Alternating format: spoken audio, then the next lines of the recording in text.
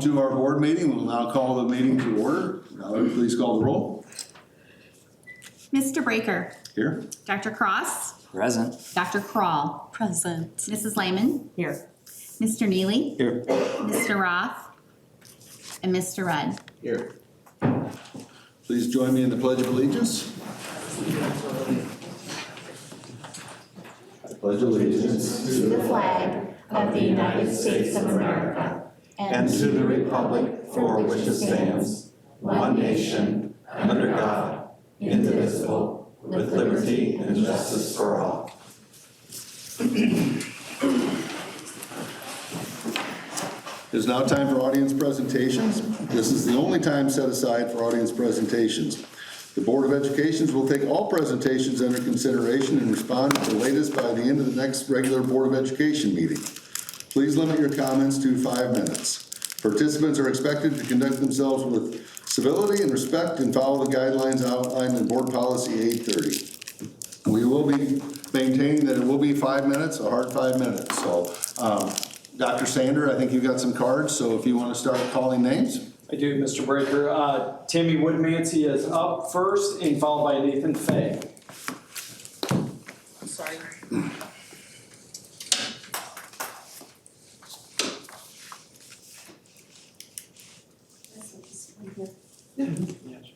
Okay. I'm Tamara Woodmancy, and I'm going to be speaking on behalf of Brian Groth, who is not here tonight. We are both Morton residents.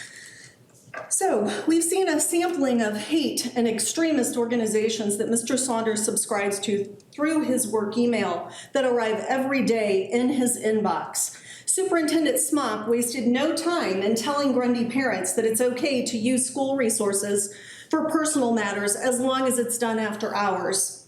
Well, let's talk about something that happened during work hours then. A student at Grundy entered Principal Michael Saunders' office during work hours in the 22-23 school year. The student noted that Mr. Saunders had firearms displayed on his computer screen with the title, Modern Cowboy Loadout. A formal complaint was filed with the district, and the investigation confirmed what the student saw and indicated the content was likely from the website classicfirearms.com, which Mr. Saunders also subscribes to. Nevertheless, the superintendent contended that there was no violation of the student's rights or board policies because it did not occur in an instructional setting, but rather in Mr. Saunders' office. So apparently in District 709, it's okay for a staff member to use school resources during work hours to look at firearms on their computer screen and expose a young child to it. I can't imagine anyone that would tolerate such behavior from a school employee.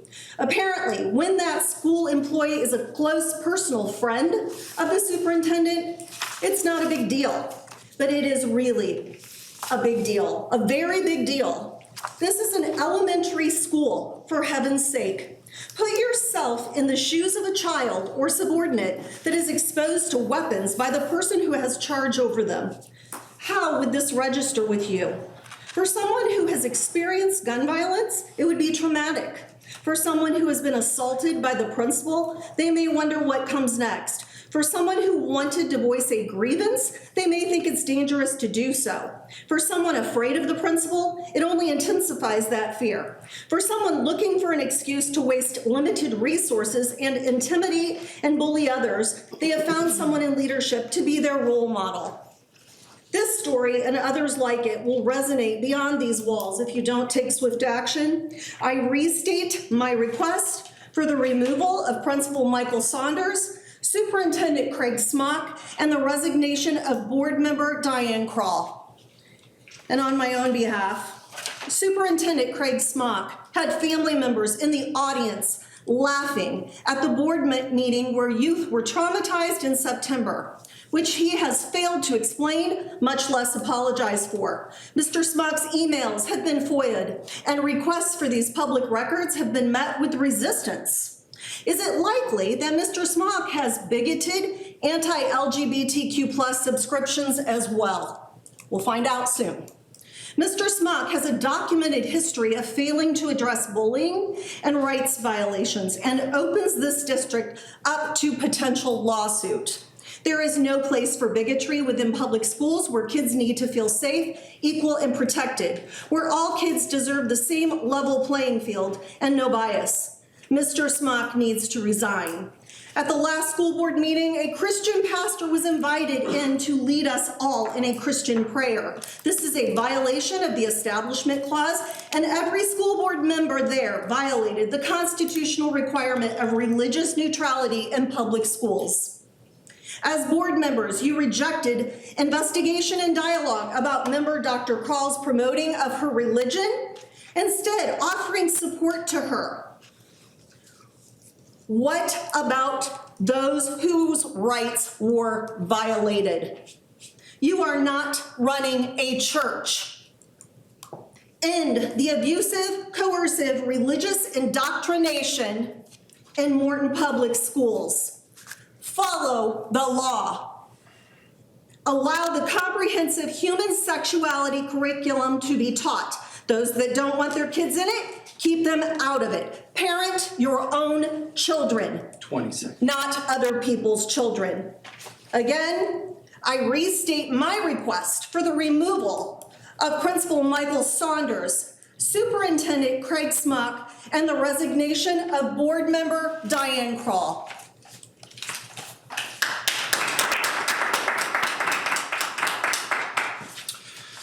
Okay, Nathan is up and will be followed by Megan Bohm.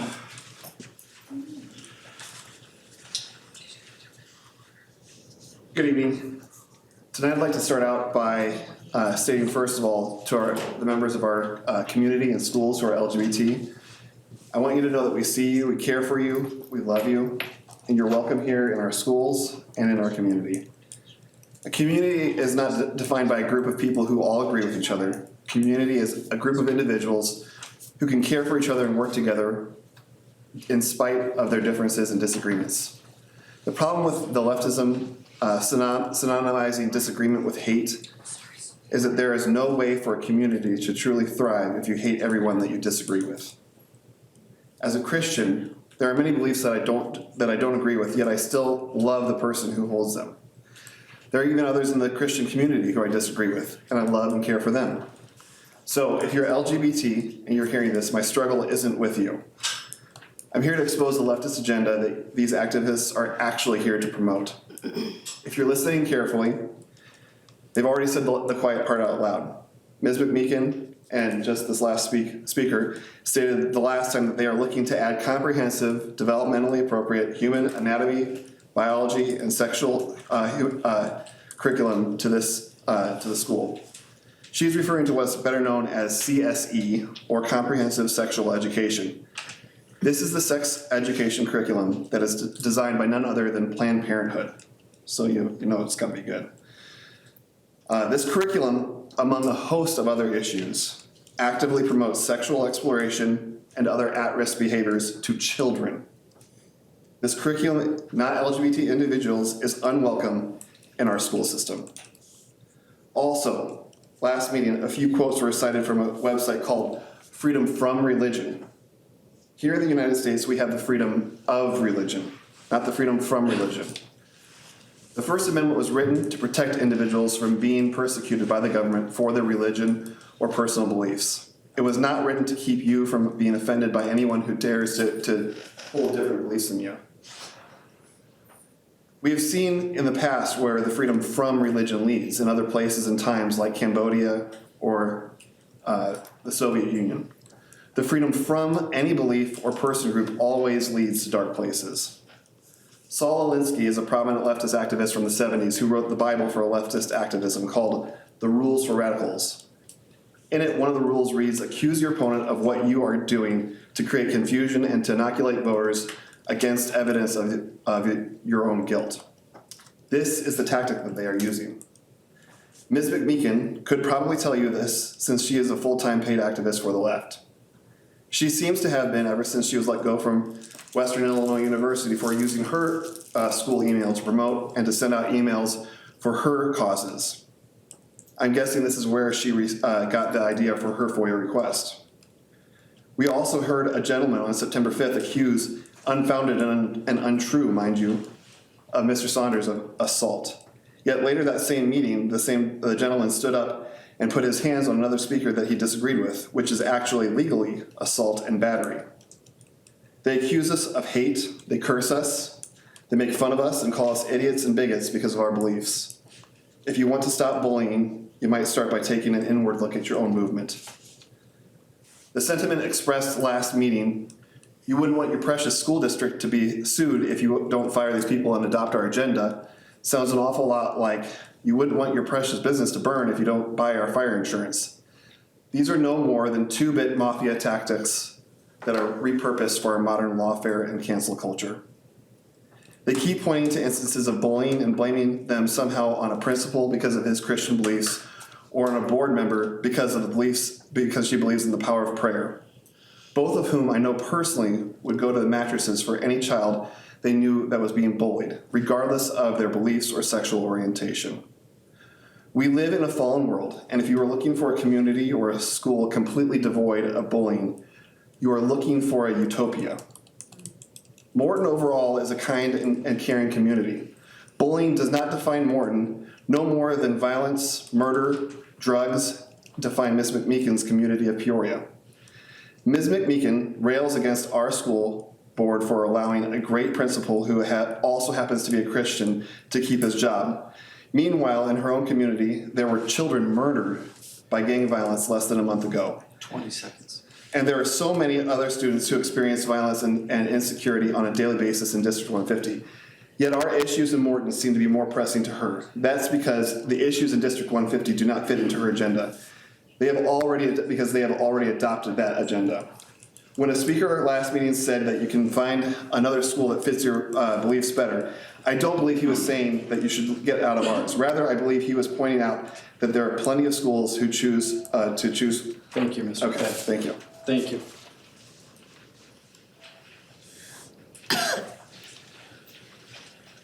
Megan Bohm is up and will be followed by Amy Peterson. I'm not ready at this time, thank you.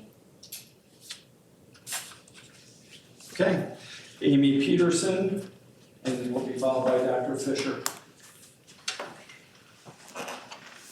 Good evening. My name is Amy Peterson, and I live in Morton, and I have a junior at high school. And I just wanted to say that I have known Diane Crawl for the last 14 years, and I got to know her because our kids both attended the same schools. And so I've gotten to know who she is and what her character is. And I know that she is kind, she is gentle, she is soft-spoken, she is humble, she is generous with her time, she travels to foreign countries and provides medical care for people. It is just a blessing that she is a part of our board, and I'm so thankful for her service and her just giving of her time and energy to be a part of the board. So I'm thankful for her, and I wanted to share that with you. And I also would like to say that I have had a meeting with Dr. Smock that about an issue that one of my students had with medical challenges, and I found him to be very compassionate, an excellent listener. I could tell that he sincerely cared, and he also then helped advocate for my son. And so I thank you as well for being a wonderful, giving wonderful service for our district. And I'm just thankful for the whole school board. I think you all do an excellent job, and we really appreciate you.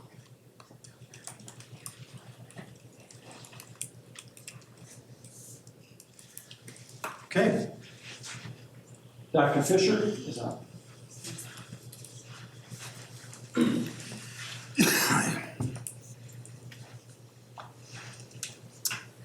Hello. So I wanted to start off by reminding everyone of a couple of things. That there is a difference between personally attacking someone and holding them publicly accountable for their words and actions. So no one's calling an idiot, no one's doing any of that. We're standing up here and saying, hey, this person did a bad thing and we all saw you do it and we think there should be consequences for that action. And you can be a good person and do bad things, and there should still be accountability for those actions.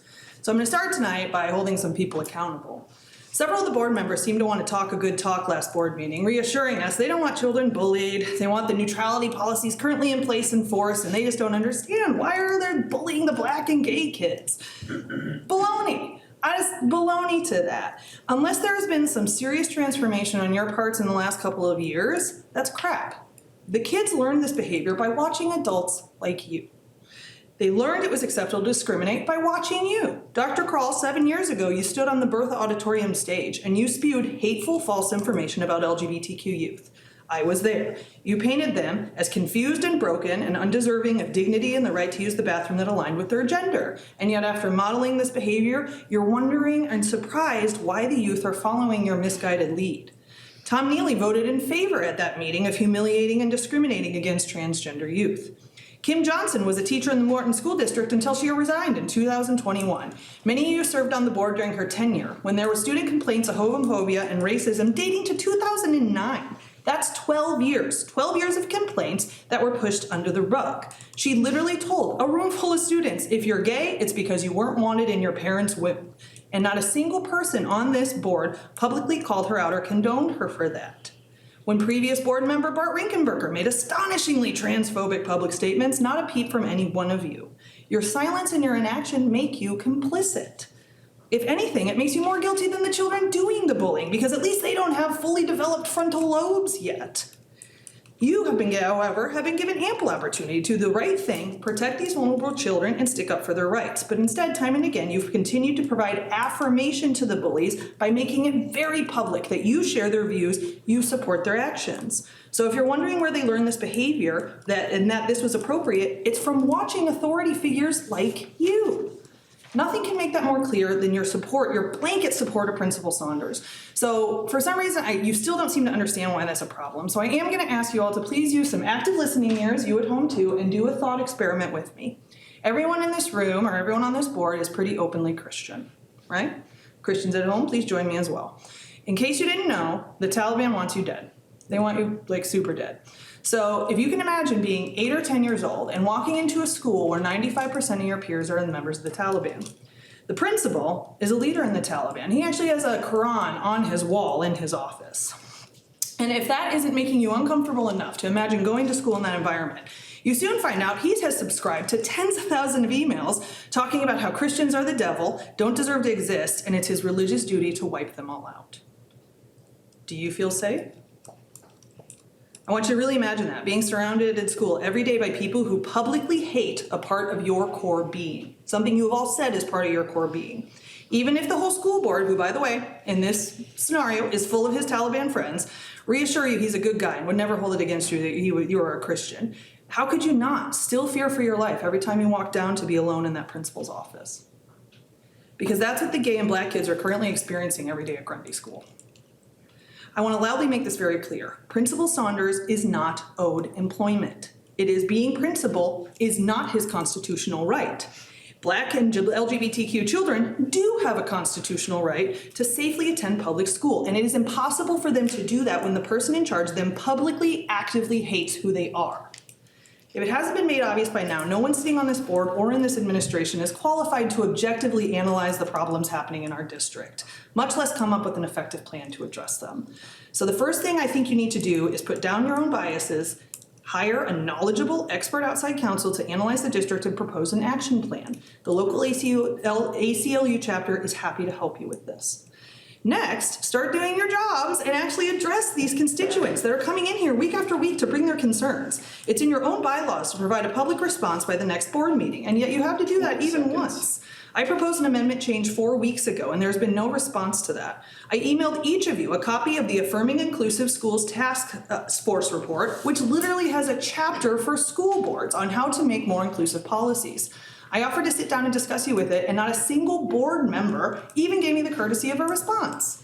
So let's start by actually responding to those statements. Thank you, Dr. Fisher.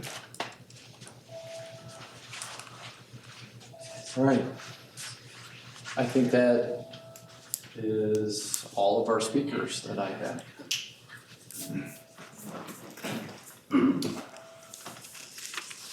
Thank you. With that, we will move on to administrative reports. Megan's ready to talk. Megan Yep. has not spoken. I was not ready at the time I was called. She is ready now. Oh, okay.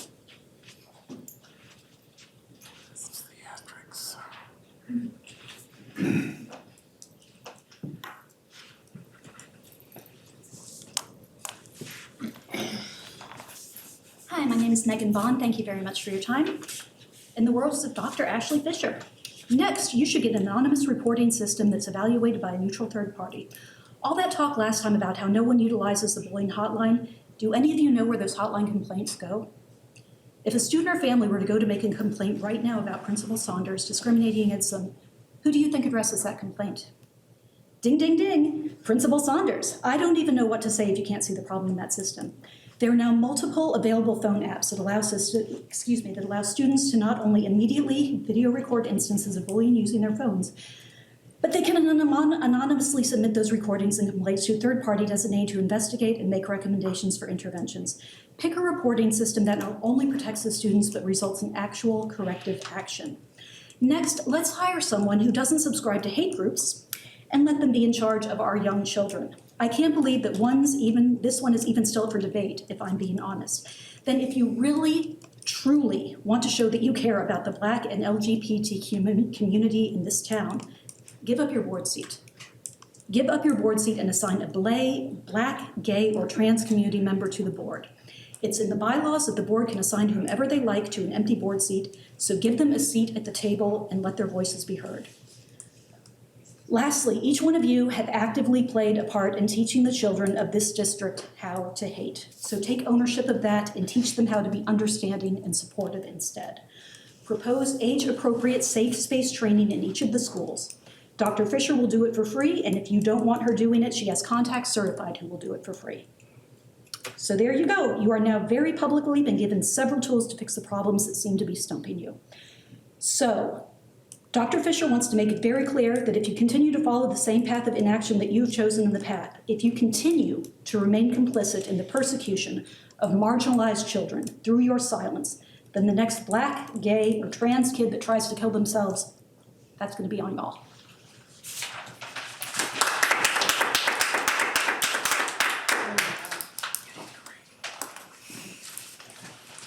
All right. That concludes. Now we'll move on to administrative reports, starting with the superintendent report.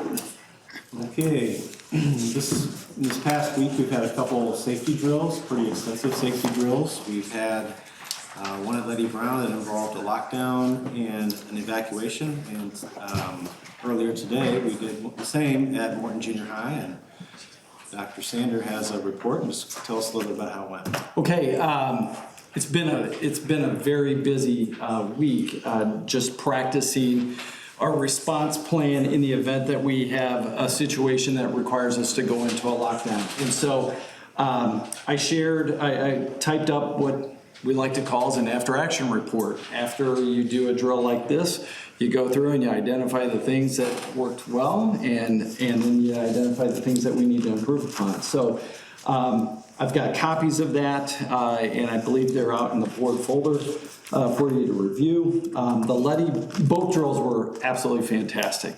The Letty Brown drill, we did hard lockdown, evacuation, and we also we exercised a reunification. It was a small scale reunification, but it's a good practice to try to establish that muscle memory in the event that something like this would happen. And so, a couple of lessons learned. Both the admin teams, both at Letty Brown and at the junior high, did a commendable job prepping for this. I do have to give a shout out to Faith Waterfield and her team at Letty Brown. They were just spot on with everything that they did, from going into the hard lockdown to the release from the police, getting on the buses, and then going to the reunification location, and then actually we had 5 parents that participated in doing the reunification process. I believe that their entire exercise lasted about 1 hour. And that's from the time that the stopwatch starts, from when they get the all call. And so a lot of just great suggestions that came from that. The junior high, they did their exercise today. And I think they were about 1.5 hours total time. That's pretty amazing when you sit there and think that you've got 600 people that are going to be go into lockdown, be released 1 classroom at a time, get onto a bus. There were 10 buses lined up. Transport them out to Grace Church, get them off the bus into Grace Church, all accounted for, and then turn around and then reverse it, get back to the school. And so that lasted about 1.5 hours. And so a couple of the big takeaways, I talked to Sergeant Smith with the police department, Officer Rowe. They both recommended that in the event of a real emergency, having a check-in spot for parents coming to do reunification at the beginning of the facility, not all the way up to the building, but like having a site, where you turn off the main road into the facility. What would that entail? We need to have like shelter, cover, if it's cold, possible heaters. And so that gets us thinking through who could we reach out to get, some sort of shelter facility so people could check in parents as they come on in.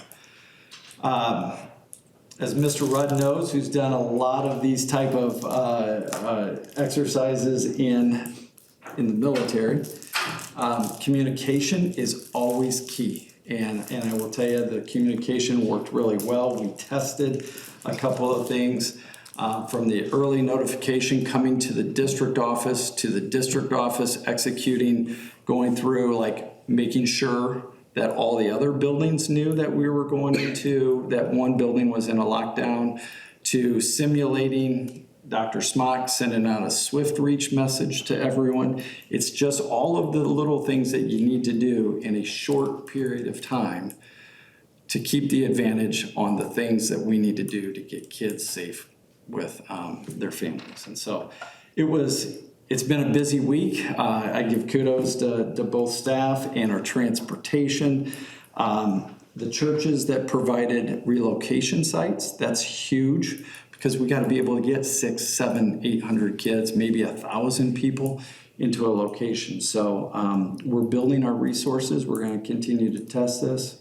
We'll pick 2 more schools next year and continue to just improve upon this process. So I was told to pass on the message that one of the Letty Brown went to the hall that our church has, and the couple church members that were there could not have been more complimentary. Miss Waterfield and the admin team and the teachers, and especially the students, said it was amazing how they just sat in rows and they were reasonably quiet and everything else. So they were happy to participate and they were impressed. So I was instructed to pass along.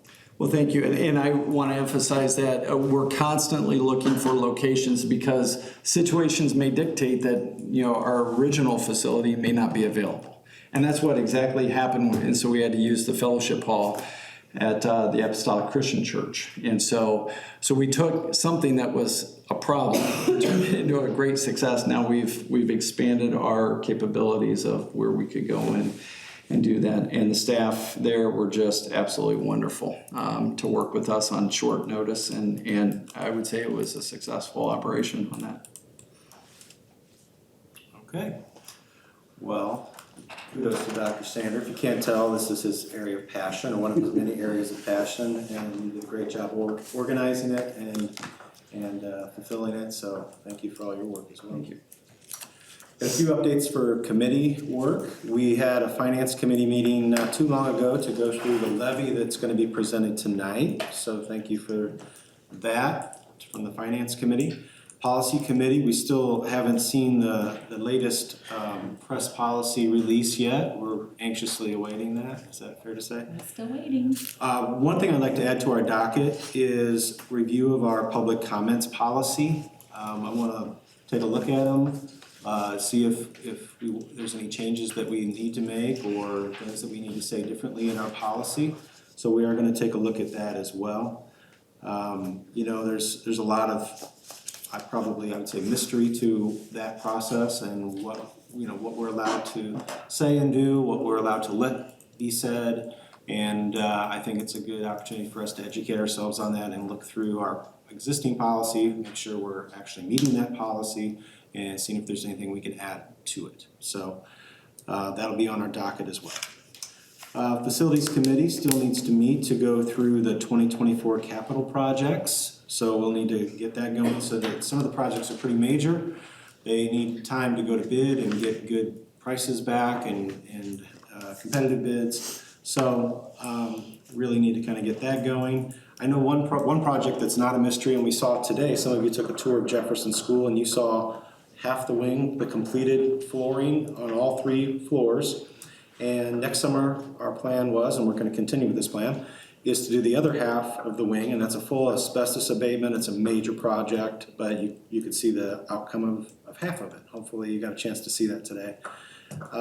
So we know that that's on the docket, and we're definitely doing that, but there's some other projects that would add up to typically it's around $2 million that we budget each summer for that. So there's other projects to consider and to get those things rolling. So at some point in time, we'll get together, and I think it's you two gentlemen, and we'll make that meeting happen and present kind of what's on our mind for that. Okay. Negotiations committee is another thing we still need. It's not as urgent. That's a springtime thing, but we'd like to get at least our team figured out and get some dates on the calendar so that our teachers can prepare for the negotiations process. And I think that concludes. I know you still got the extracurricular mission committee is still planning meetings, and maybe have no updates yet, but that's still something in the works. We do have a meeting that we're trying to get scheduled for next week to bring the committee back together and look at some of the work that has been done. And hopefully that'll be the next step. We'll get a little bit closer to getting some finished products done. So. Okay. This week is Parent-Teacher Conference Week for just the upper class, or the secondary, so 7 through 12. So we're doing it differently this year. We'll see how this goes. We have different dates for 7 through 12 as we do for elementary. Elementary is not till November 9th and 10th. So we're trying this out. That was something that's been discussed at length with our teachers. Elementary teachers prefer later conferences where they have more time to kind of experience the students and see what they're capable of and testing and different things. So just a reminder, we've got split conferences this year for the first time, and we're looking forward to seeing if that's a better way to do it. We think so. So that's Thursday and Friday for grades 7 through 12, November 9th and 10th for elementary school. Also, just want to remind everyone that this Saturday, it doesn't fall on a school day this year, but this Saturday is Veterans Day, and many of our schools will be doing various assemblies or celebrations or recognitions. There's all kinds of different levels of things that are happening, recognizing our veterans. You may know this already, that Patriot Day is a very big day in most of our elementary schools in particular, where we introduce veterans and first responders. And so we still do also for Veterans Day, recognize the veterans, and you'll see a lot of that on our marquees and different video recognitions and things that we do in our schools. And I just want to take some time out to thank our veterans in our community, all of those that have served, and just really appreciate the sacrifice involved with that. And I also want to thank those at the table. So we have Jerry Rudd and Tom Neely and Dr. Sander, all involved in the military, and we just want to thank you for your service. So thank you. Thank you.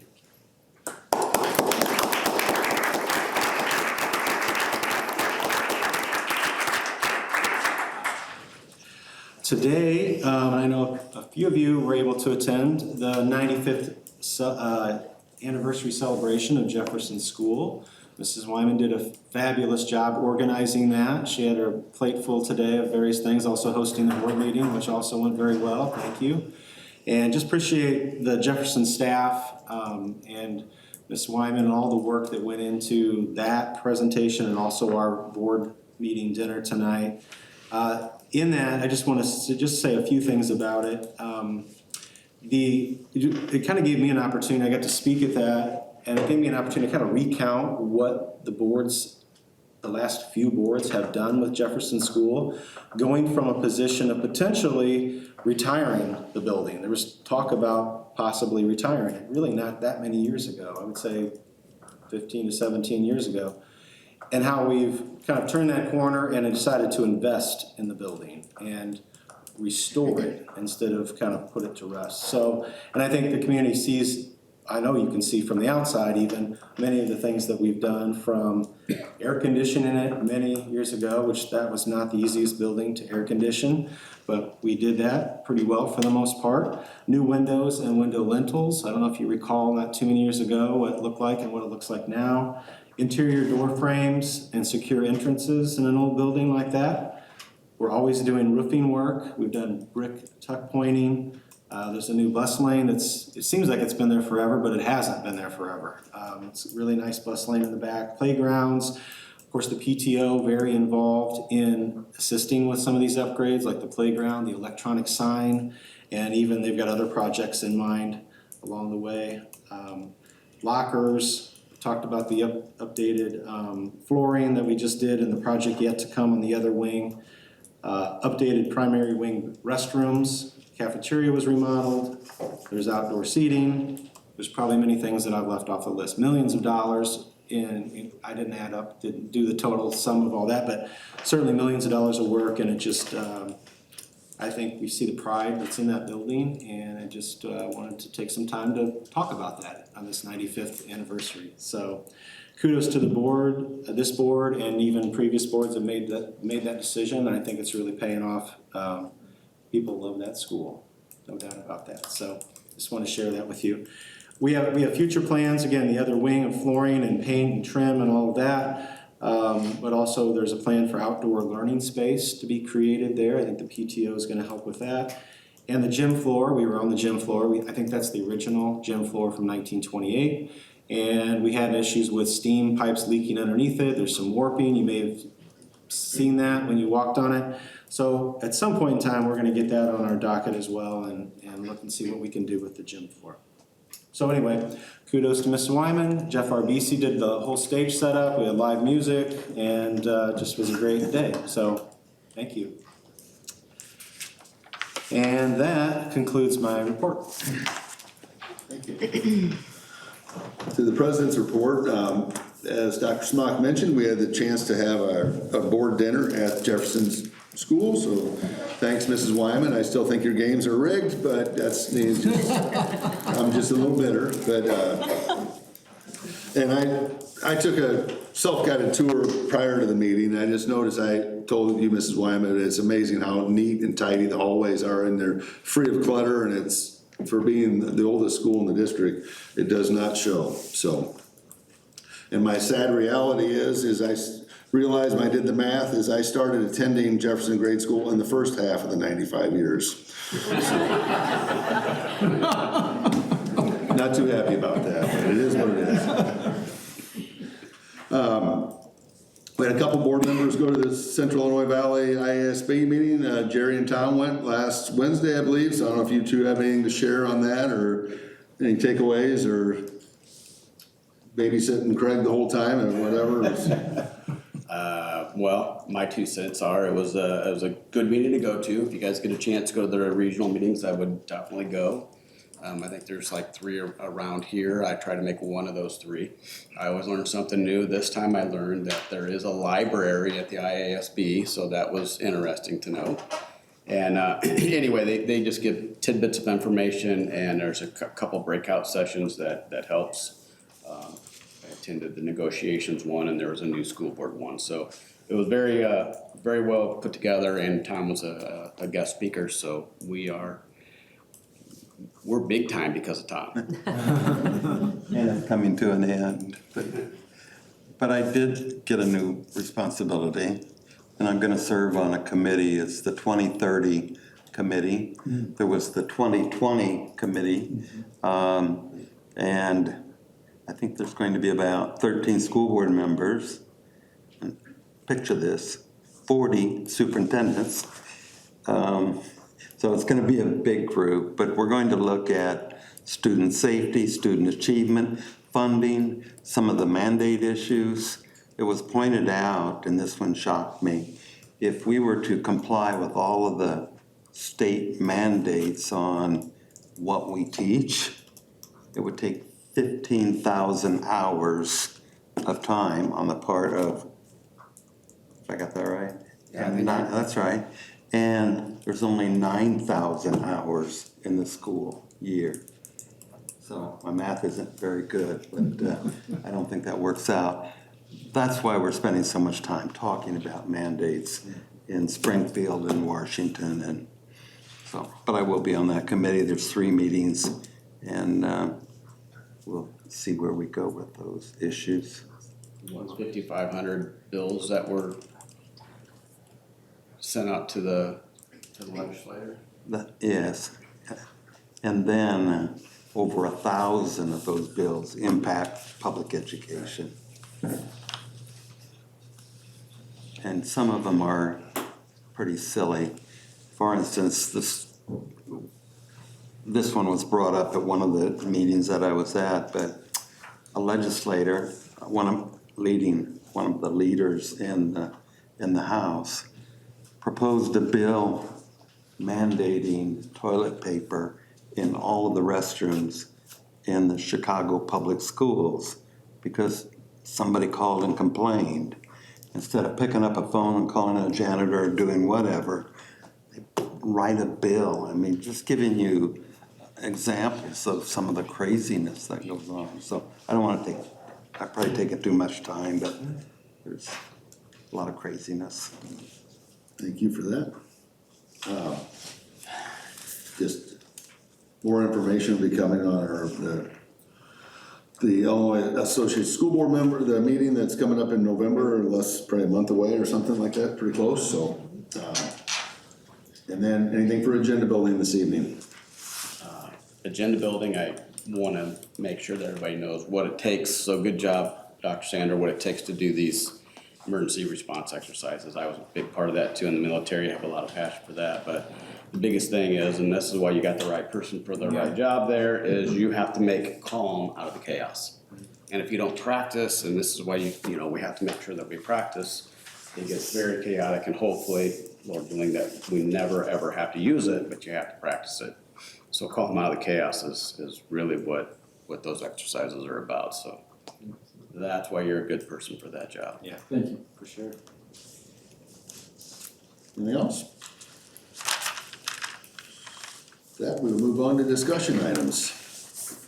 Our first thing is the levy. So Ms. Kowalski, our CFO, will come forward and do a levy presentation.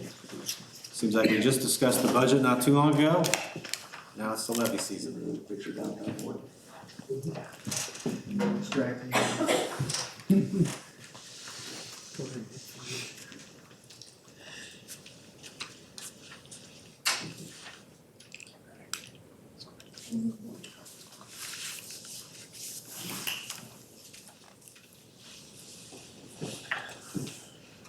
Okay, so as Dr. Smock just said, I feel like I do the budget and then I do the budget again so quickly, but obviously this one's a rough estimate, what we could be looking at for the next year. So the first thing I usually go over with you is just our timeline of what we're looking at. Today I'm presenting to you. November I'll be asking you to approve, and then in December actually having the public hearing, and then the final levy approval in December. And then of course I have to turn it in the last Tuesday of December. This is the basic information I always provide every year and how it's always calculated. I have a big spreadsheet that I do everything in. I think a couple of you have sat down with me before and gotten a little bit detailed as far as the different equations and calculations that are done in order to come up with what we do. But essentially it's last year's extension, CPI, new growth, and then we get this year's extension. So it's a pretty straightforward process, but a lot of calculation involved. So the highlights, what does this year or next year's levy look like, or this year's levy that's going to be collected in next fiscal year? The total increase in the levy is a little over 2 million, and that's without the bond and interest levy factored in. Of that, the total increase in salaries is 1.2 million. Now that's an estimate, of course. I don't know exactly what that number is gonna look like, but that's my ballpark. And again, with the insurance, is my ballpark too. If you remember, we had 18% increase and then a 9% increase in the last couple of years. I'm putting 15 there. I don't know how close I am on that, but I'd love to say it's also gonna be 3%, but the way things have been going with healthcare in the recent years, 15 is probably a closer number. Our overall tax rate without the bond and interest levy is 4.99, whereas last year without it, it was 5.29, so obviously going down. And then the capital projects include the roofs that we've talked about, the high school locker room renovation that we're going out for bid for. But payments towards the Morton Academy and early childhood education are budgeted to come from the bond and interest fund. Actually, it's technically the capital projects fund, but regardless, it's factored in a little differently, and I'll show you that a little bit later in the presentation. We're assuming our evidence-based funding will be reliable like it has been, and around the same amount. Each year it's been a little different as far as the tier funding that increases, but it varies, but it's not a ton. It could be $25,000 to $90,000 depending on where we fall and what kind of money the state has to divvy up to us. The CPI we're utilizing is 5%. The actual was more like 6.5%. But since we're tax capped, we can only use that 5. The EAV is given to us by the Tazewell County Supervisor of Assessments, and they are very, very, very reliable. Not all school districts can say that, or not all counties, I should say, can say that, but ours tends to be very spot on usually. So I feel very confident in the numbers that they always give me. My new property is at 8.2 million compared to 11.4 last year. And so then our total EAV, including new property, is a little over 700 million compared to 652 last year. And that was a 9.5% increase.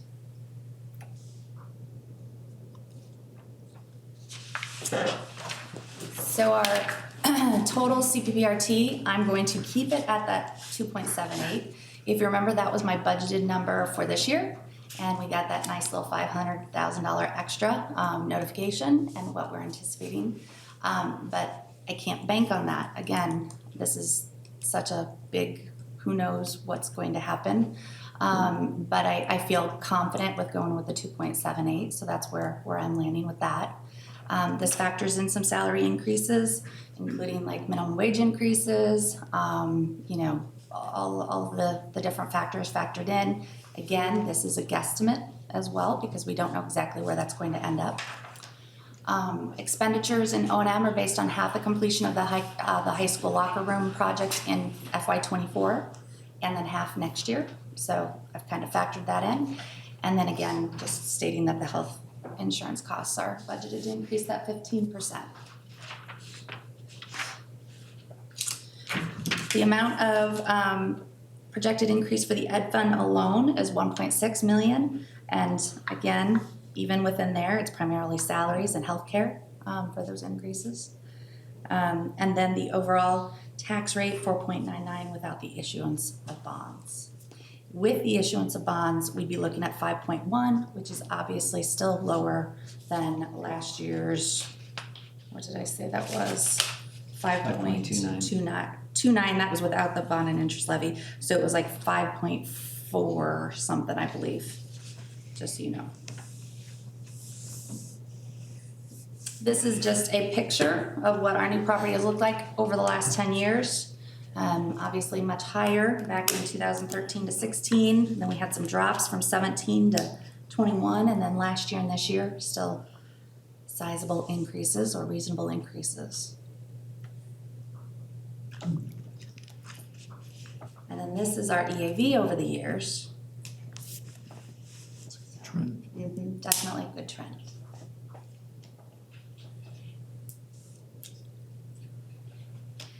And then this is our ed fund expenditures that I am budgeting. Again, this can change. This is just the first time you see these numbers, but hopefully I'm fairly close on all of this. You know, looking at the salary increases are thrown in there, that increase in healthcare, 7.5% in the other benefits, and then all other expenses with a 3% increase. As you can look down and compare like the budget in 24 for purchase services versus the estimated levy for 25, it's only a $28,000 increase. It's a very small number for those other areas. But definitely something that I think that we can stick within. This one is the building fund expenditures. That 4.8 million in the capital includes some of the high school phase 1 expenditures in FY25 that I mentioned. But again, it does not include the Morton Academy or early childhood expenditures or construction that we've talked about. That's factored in another place. It hasn't been decided, but I have put it in there as a placeholder just in case that is the direction that we go. That does not affect our levy though, or change things for our levy. And then this is the one big picture of everything kind of put together. And like I mentioned earlier, a couple of you have seen this spreadsheet. And when you click into my cells, lots of factoring goes on in this spreadsheet. But a few things to point out to you. The EAV current year new growth increase is 1.167. And then the EAV current year over previous year increase is the 9.48 or 9.5% that I mentioned earlier.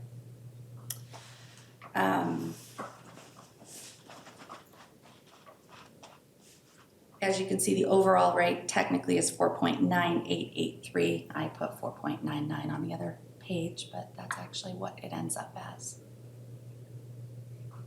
The bottom portion is what I present or provide to request what our levy actually will look like. Those numbers aren't always exact because I typically balloon them a little bit as I am suggested or that is suggested that we do so that we don't lose any of the EAV that might not have been captured by Tazewell County when they gave us their estimates. So it's just rounding that's involved whenever I do turn it in, just so you know.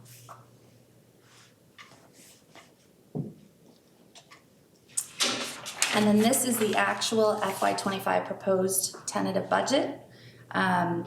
Keep in mind that the negative amount in the ed fund shown there, that 1.8 million, that is due to me moving the CPPRT money from ed fund to the O&M, as well as the movement of the interest income from, oh no. I missed the city, sorry, I'll go back. Do I have to exit out?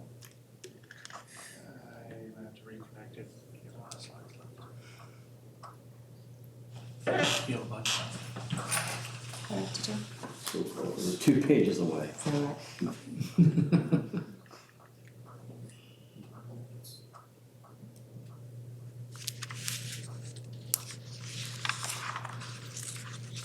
You have it in our board folders, if you'd like to look at it there. Yes, indeed.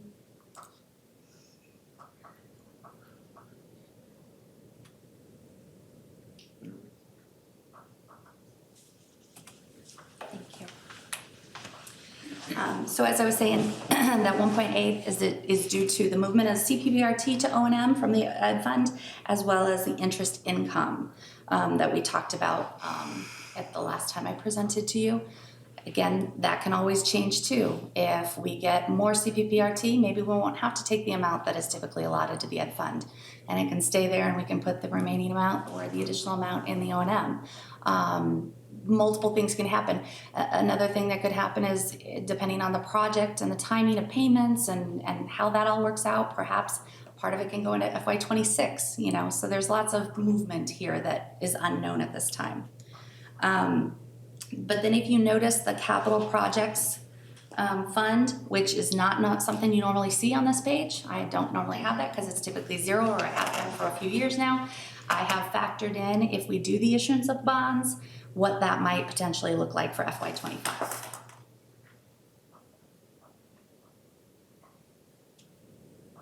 And as you can see, all of the days in reserves are still at a healthy amount. So we're still above that 180 that is required. This is the page that everybody seems to like. Those top two lines, that red and the green, that's our revenue and our expenditures. So of course it makes sense that our revenue expenditures tend to be very similar. There's a couple years that we had a lot of revenue and not as much expenditures because that was that extra CPPRT money that we had coming in and we didn't expect it and we didn't have plans for it. But then now we're spending a little bit of that money for the projects that we've been doing. So that's kind of why the red is higher than that green. The blue line is the reserves. So yeah, as you can see, as our revenue went up, so did our reserves. Obviously, it's gonna follow along in suit with that. And then the orange line is the levy itself. And then the purple one is the salaries.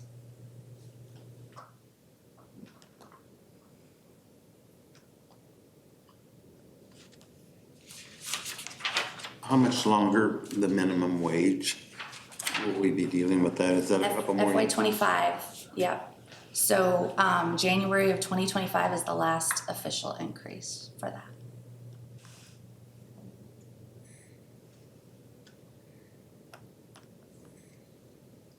Any questions? Can you back up a couple slides to the spreadsheet of all numbers? This one or Yeah, the, one more. this one? So the 5.87%, you want to explain that? What does that mean? I mean, I know what it is. So that is the increase from without the bond and interest levy. That is the increase from last year to this year and what that number, that percentage increase is. And that's over 5, so we can only levy 5% more than we levied last year, but that's above 5% because of new growth. New property. So the actual levy difference is 5.87, almost 6%, but we're capped at 5% of last year's levy as an increase, even though the actual CPI is 6.5%. So inflation, you can judge for yourself what actual inflation is versus what the CPI is calculated to be. Yes. So I just wanted to make that point that in a PTEL county, we're a PTEL district, that we're limited in that way regardless of what happens with inflation. Yes. We're limited by 5%, but that number is above 5% and that's explained by new growth. Correct, yes, yes. And keeping in mind that when or if CPI ends up at 0, that's 0 growth for the district if that day comes. That it hasn't been that low since I started here. I think the lowest I've seen was 1.8, I think. But I did see in past years, because of course I go back and I look at all the older years, and I think 0.2 I think I saw at one point, and then one of the years a negative, I believe. So obviously it's not always like this. Any questions? I can't help myself, so even though the rate's going down, if your assessed value is going up more than the rate went down, the taxes will increase, so just. Your rate is lower, but your amount could be higher, yes. Mm-hmm. Yeah.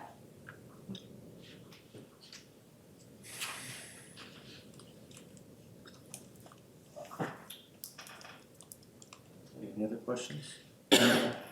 So next steps, approval of the levy? Yes, so in November, I'll ask you for the approval of this, and then in December, it will be the hearing and the final levy approval. Yeah.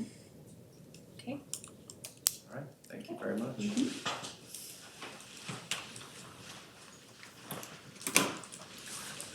All right, next up we have some policy discussion. As we said at our last meeting, there was a lot to digest in terms of policies, and I'm trying to boil this down as well as we can. So we had district employee use of district email, and we had some conversation about that. And I just want to kind of give you an update of where that's at. So right now, we are looking at new handbook language. I think I shared one iteration of that with you, but that's even been edited since you've seen it. Tomorrow, we're going to be talking about new handbook language with our administrative team and kind of getting their input in this as well. And then I'll bring it back to you and say, this is what we're planning to put in the employee handbook. And, you know, the gist of it is to encourage our employees to use private email addresses for things that are majorly private issues, and a few other considerations that we're gonna put in there. I don't know that we really necessarily need to have a policy change on that, but you might, as a board, might decide, no, we want something in our policy. So we'll start with handbook language, and then we'll go from there, and if you want something stronger, we can certainly entertain that as well. So, still hanging out there with that, we'll get you a draft as soon as we kind of have our administrative team look at it as well. Any other comments about that before we move on to a different topic? I did like the draft, Okay, the start of it anyway. okay, I think that'll help in a lot of areas. all right. I liked the emphasis on improving our staff's understanding of their roles as public servants and not really trying in any way to limit their expression or freedom, but to educate them further on what we as a board talked about, what we expect those accounts to be used for, and then the education on just it's not a private email account. I just think was really well worded. And we want to emphasize the fact that, you know, if they're using their district email account, there could be things that could be divulged that are private, that they don't want divulged. We also have language that we really haven't talked about much at this table, that we want them to use their district email accounts for district business. We don't want teachers using private email accounts to talk with parents or students, and that's not a good situation when there's a system in place where we can't account for what was said or can't look it up. So we really want to encourage our teachers and staff to also use the account for school business and not use a private account for school business. So that was part of the emphasis in that language as well. That But reminds me, I'm sorry, go ahead. That reminds me of when the legislation was updated to really include some of teachers' communication and really things that I think just make the relationship with students more casual. It increases a lot more liability for our teachers. And so as we look at this email policy, you know, we want teachers in their email during the day. And I know my children really appreciate when they get an email back from their teacher in the evening. And that may be something our community may have to deal with if our teachers start separating out a lot of their just routine emails from their school email accounts. Our students and parents just may not get that turnaround time. So just trying to think about both sides of this as we're looking at a policy change. What are our intended consequences and our unintended consequences? Right. That's a great point. That's a great point. And some of our employees may need to figure out how can you toggle back and forth between two accounts in our system. Because if you need to check on a doctor appointment at lunchtime, you know, is it easy to toggle back and forth in the Google system that we have? So that might be some training that we need to look at on how to do that, so. Yeah, maybe our leadership team or principals can give us feedback on if, you know, how we can help staff. You guys do a great job with that. Thank you. Any other points you want to make about that? Okay, moving on to bullying and harassment. I think last time we spoke, we weren't necessarily looking for a change in policy. That's very well laid out in a lot of different policies about discrimination, bullying, harassment, and the lack of tolerance on that, and the process and the timelines. There's actually new legislation that we have in policy to reflect that. But what I think I did say at that time was, I'll ask our administrative team how it's going. Even though this isn't data that with numbers, what does it look like out there recently? So I asked them a few questions in the last leadership team meeting, and I said, you know, how does it look like there's a surge? Is it more than it's ever been? Are we seeing a spike in it? And they said, we're not seeing a surge over these last few years. It's been very consistent. It's always been in schools. It still is. And then I started asking questions about what kind of things are we seeing.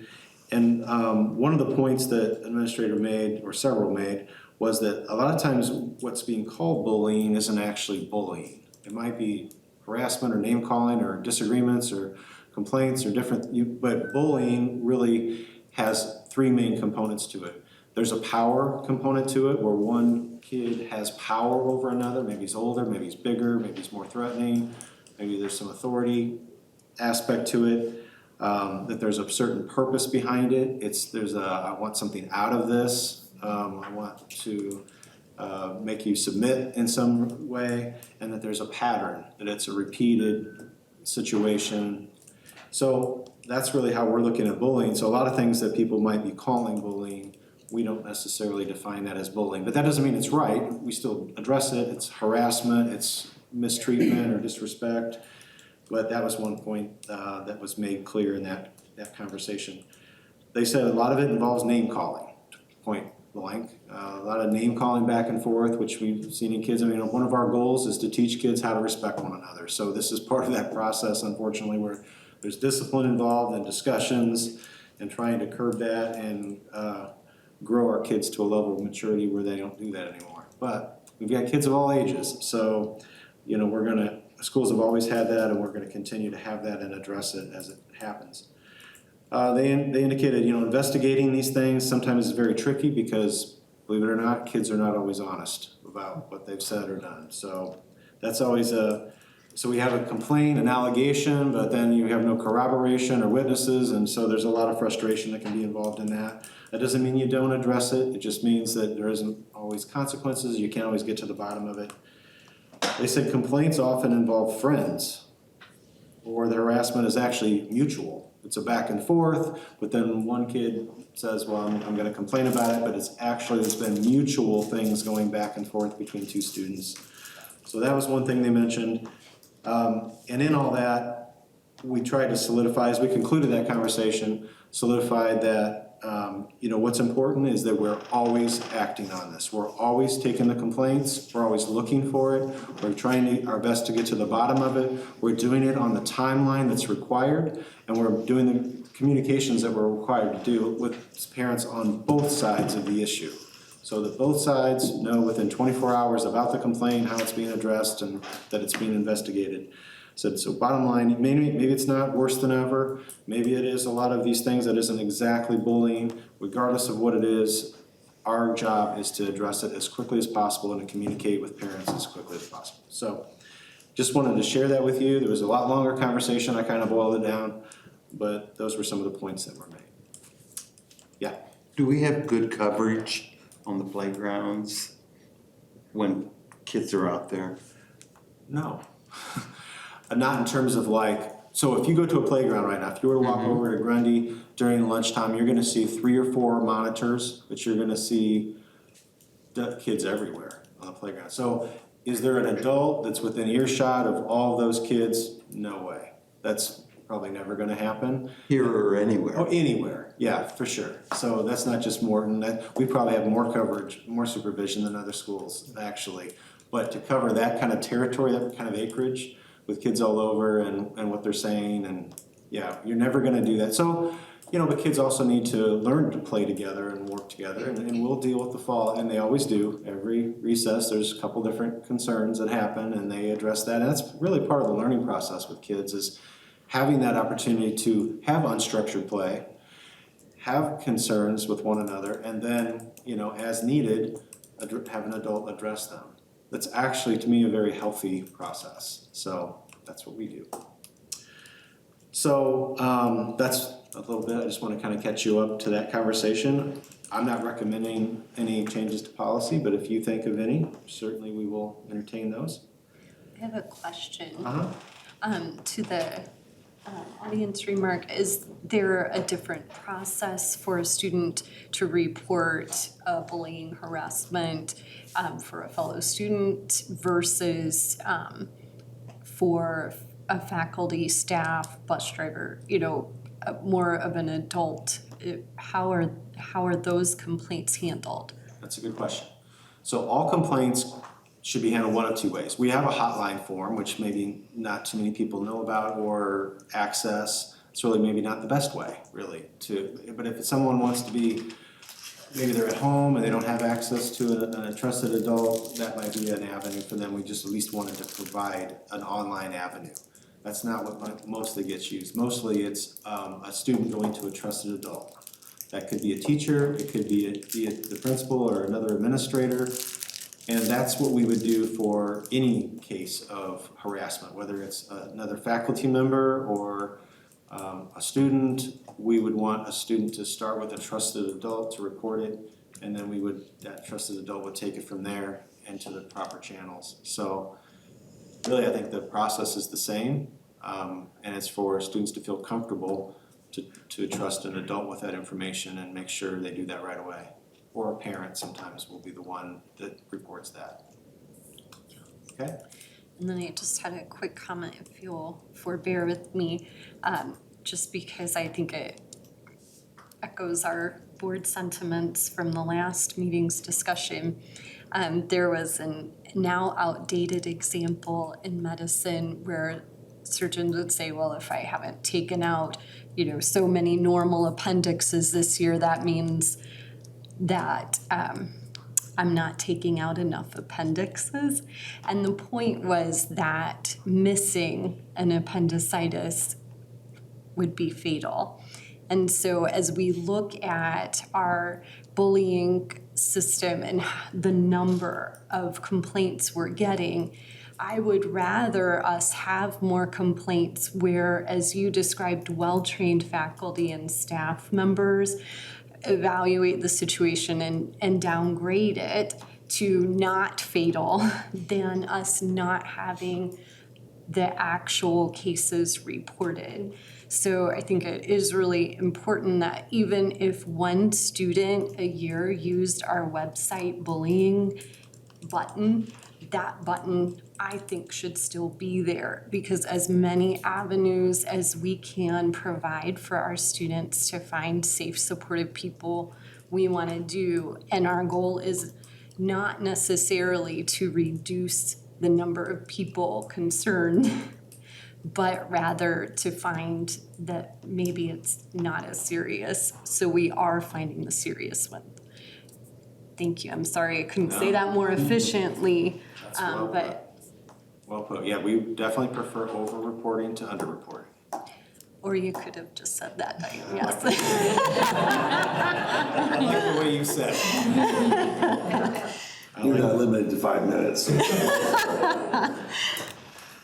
Okay, thank you for that.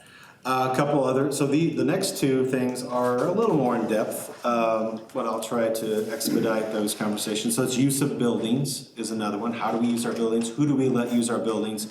One of our board members had an email today asking, like, how are our buildings used? Like, who comes to our buildings and uses them now that aren't school related? And so I did kind of a cursory thought and asked also Carol Lou, who's in charge of processing this. I said, if I've forgotten anyone in this list, so PTOs obviously use our buildings, the Scouts, Boys and Girls Scouts use our buildings, Park District and their affiliates like HEAT and different soccer organizations associated with the Park District use our buildings for free. We also use their facilities for free. So the softball field, the baseball field, soccer field, and cross country, there's a lot of things we use the Park District for. So we have a mutual agreement with the Park District on they're using our facilities for free, just as we use theirs.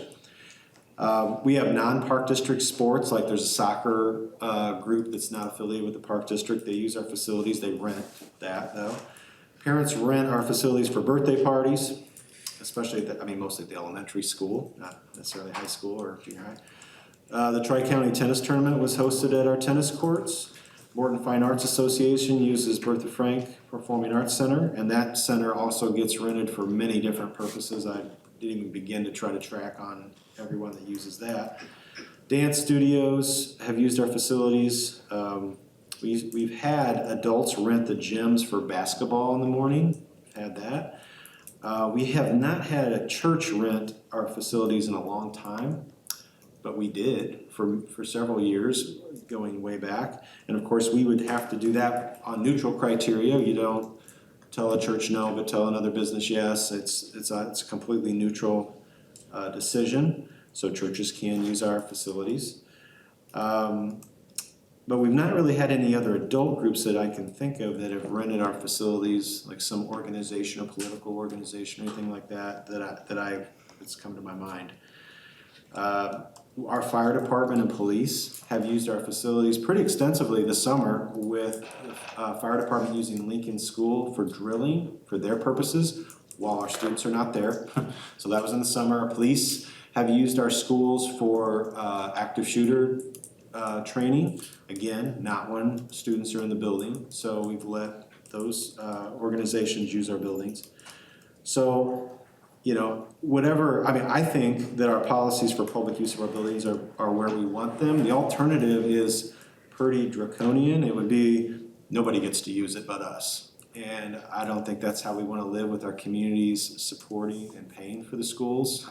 And, you know, we're a taxpayer paid organization. We just looked at the levy, right? We know how many millions of dollars taxpayers put into our school district. So I feel like we're in a good spot with that, and we allow, you know, the question mark is who gets to do it for free and who doesn't, and those are sometimes tricky things.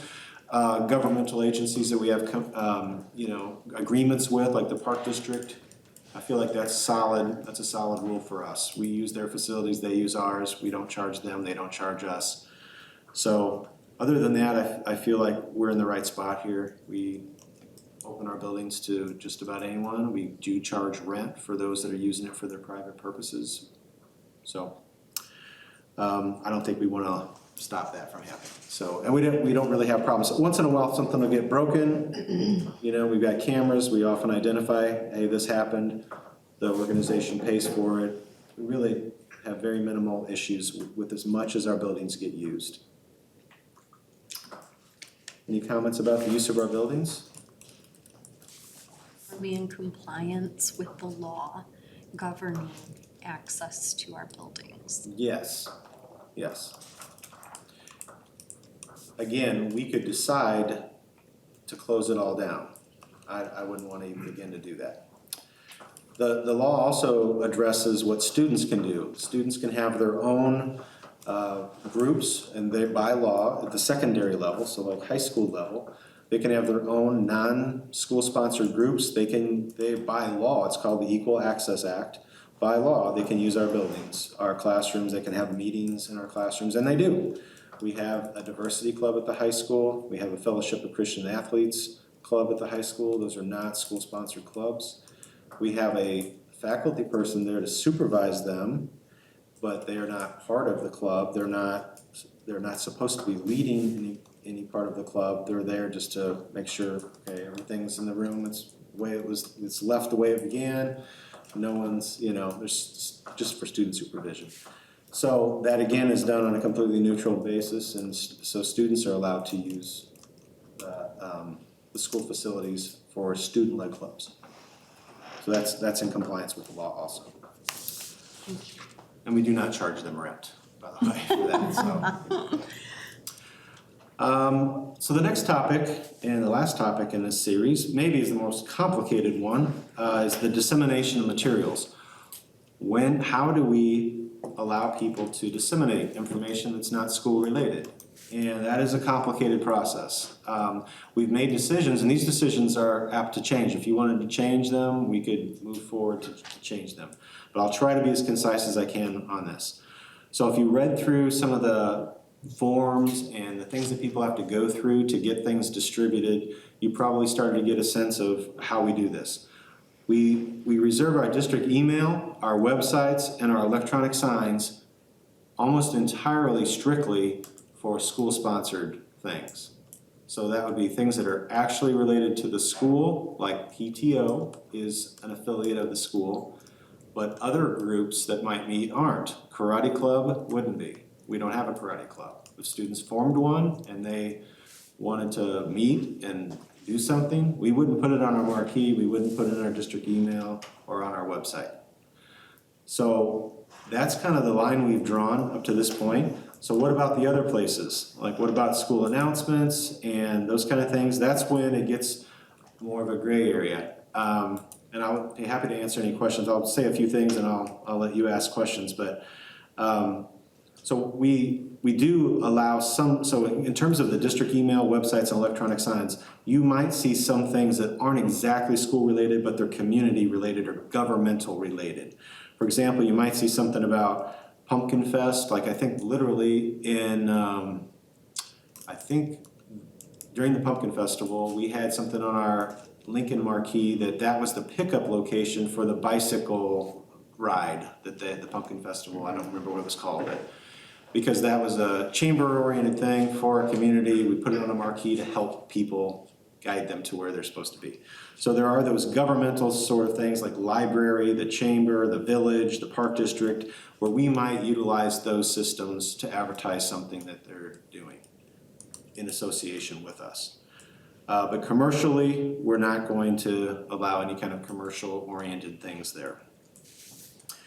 You probably noticed that we have 2 levels of approval for distribution of things. One is general distribution. Basically, they give them to us and we pass them out to their target audience. It could be on paper, it could be electronic. There's an electronic backpack on our website that we can just put things right in and parents can access them electronically.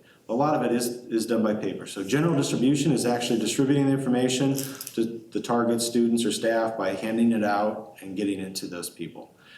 The next level, sometimes we won't approve that. And the next level is that we will post and provide it. So that means we'll advertise that it exists, but we're not going to hand it out to everybody, and people who are interested would need to go pick it up at the location that it's at, usually the main office. So we would allow a poster to go up, hey, if you're interested in this, go pick up more information. We would advertise that on our announcements. So like to kids, we'd say, hey, you can, if you're interested in this thing, you can go pick up information about it. This gets to be sometimes a gray area. We look at what is the audience? Is the audience discerning adults or are they impressionable children? So that's one of the things we kind of look at. The other thing is this simply a commercial or is this of some kind of actual benefit to kids? And I'll give you a couple examples. One that always comes up every year, Bradley Camps. So Bradley University is going to host a softball camp. Now that's a profit organization, right? Bradley University, and they're going to try to make money off of kids to do a softball camp. But our kids might want to go to a softball camp, right? So that might be the kind of thing we'd say, okay, that's kind of a commercial entity, but our kids could get some benefit. We wouldn't distribute it, but we would post it and then we'd provide it for whoever's interested. That's the kind of call we would make on that. And these get grayer than this. That might be obvious to you, but they get grayer like, well, when there was family video, when there used to be, remember when we used to rent videos? I don't know if you remember that.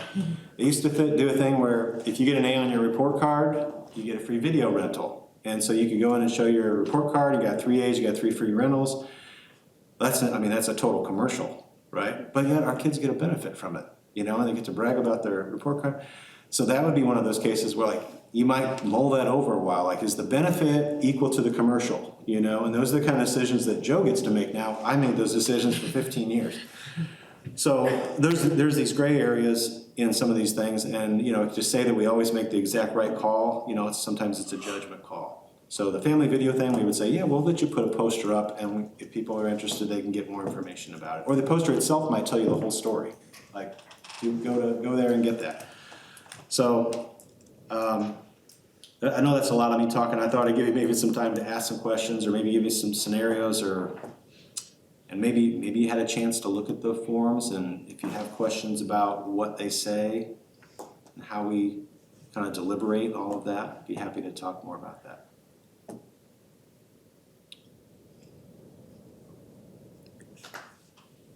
Hey, bro, don't You fix wore it. us out. Good. That's my goal. And I don't think it's broke. My comment last meeting was just that the importance of these being implemented is much more important than changing the policies. The implementation, just making the staff and the admin realize that whether it's the posting and the hand distribution materials, think it through. It's easy to be nice and say yes, but that may not be the right answer. And bullying, yes, it's everything that's serious needs to be looked at, proven till it's not. And at this point, if anybody still wants to use their personal email for personal use after this, they need it. It needs more than a policy to tell them not to, because this should be clear evidence. It's just better not to. So that's my take on it. Okay. Other thoughts? And these get by the goalie. There are times things get distributed, they weren't supposed to get distributed, so there's humans in the system. And errors do happen on this. I just want you to know that happens. We correct them when we see them. Do we still periodically review the rent charges, particularly Bertha Frank? Yes. That's something we review on a regular basis. Ms. Kowalski's involved in that process, considering, what does it cost to heat that place and have a custodian there, and what's other places renting for, and so we do a review of that. Probably not every year. We used to hear about it, and I Okay. just haven't for a while, so. Okay. Not that we need to, but All right. that was the only reason I asked the question. Last year Last year we reviewed it, yeah, okay. And mistakes do happen. People are people and they're gonna make poor choices, and as long as those mistakes are, I think, accounted for, and I don't think that we need to publicly say what we do, as long as they're accounted for. Yeah. Yeah. All right, so we're keeping all of those policies and practices as they are. Okay. All right. Thank you for that long discussion. Appreciate you looking at all the materials as well. All right, next up we have teacher evaluation changes and extra duty position changes. So Dr. Sander, you're up. Okay, so the evaluation committee met on October 10th, and we looked at an agenda that had basically 3 different categories of discussion items. The first one was law changes.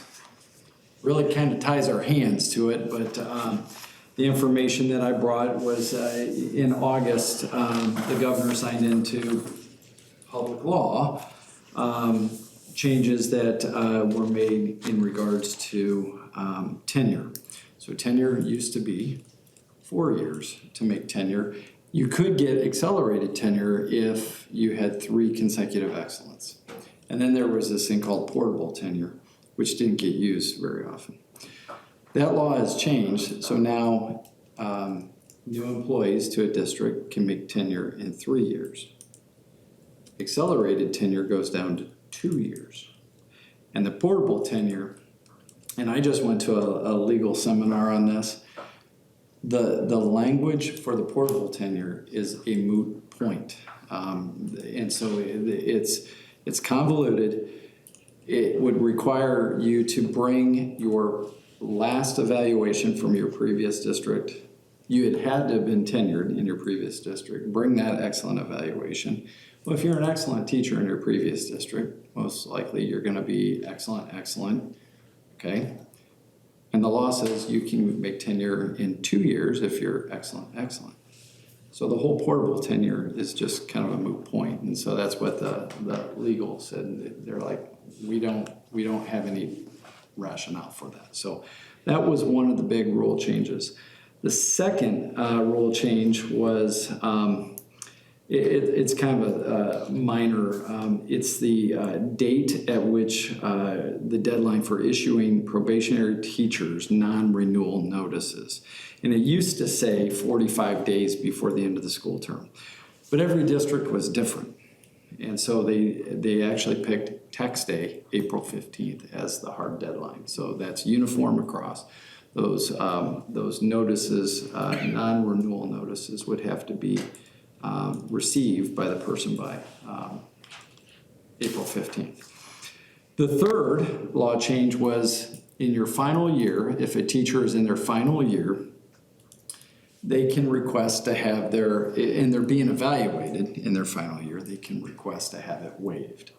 And basically what the waiver is that they would just choose to use their previous evaluation as their official evaluation score for their last year. And so those were the 3 law changes that have taken place.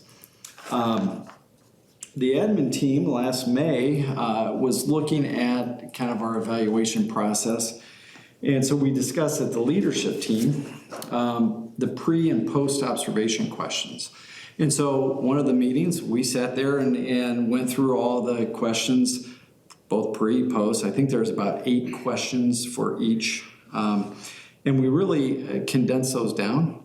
We made them more applicable to what our initiatives are now, like standards-based classrooms and that. So some of the questions were just general, and we're trying to be more specific with that. And so we brought that to the committee. We had really good conversation, and so the committee agreed to go ahead and move forward with those changes. That will take place next school year. And I should have said all of the law changes, they're in effect right now for the 23-24 school year.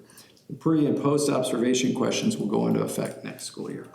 And then the last item is just a running agenda item that we do every year. We have to annually approve our para joint agreement.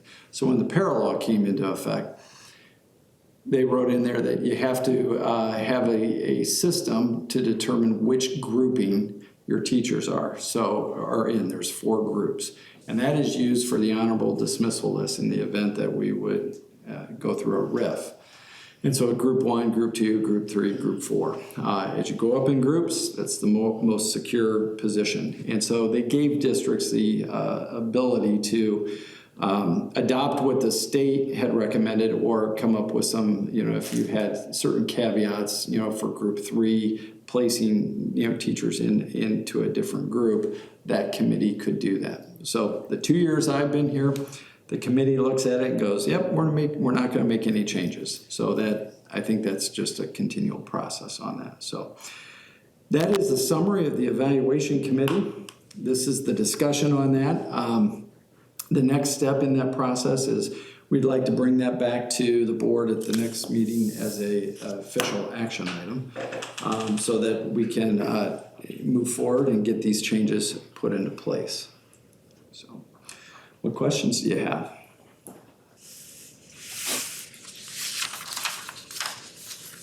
So these are just reflecting the law changes. This is a part of the negotiations process, so we are negotiating with the teachers through this process. Not that there's a lot of things that we can decide to do or not do, but it does require the board's approval because this is a negotiation process. The administrative team is doing that on behalf of the board through this evaluation process. Just want to explain the formality of that and why it requires the board's approval. Positive, April 15th is nice, just because it never moves, it's Right. April 15th. That's a good point. It is. Any idea why the law felt that the last year's evaluation could be waived? Is there a benefit in retirement, or do those evaluations follow you? It really doesn't follow you. Once you're retired, you're retired. I just think it's more of a convenience thing in the entire process. The amount of time to do evaluations, if you have someone, and this is just Joe's subjective opinion on this, you've got someone that has worked 35 years. Hopefully they've been excellent in their last, 10, 15, 20 years, maybe longer. I think it's just one of those, hey, we're gonna write this on in there and they can choose to waive it. It'll be interesting to see if anyone doesn't waive it, but anyway. The legislators heard the outcry about the time intensity to this, and if you recall, we made a change in the evaluation plan where it used to be every other year teachers were evaluated, now it's every 3 years. That's a result of that outcry of the time and effort that goes into this process.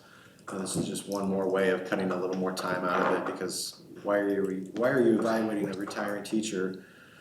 What are you trying to do to improve when, that's a March thing and their time with us is about over, so, yeah.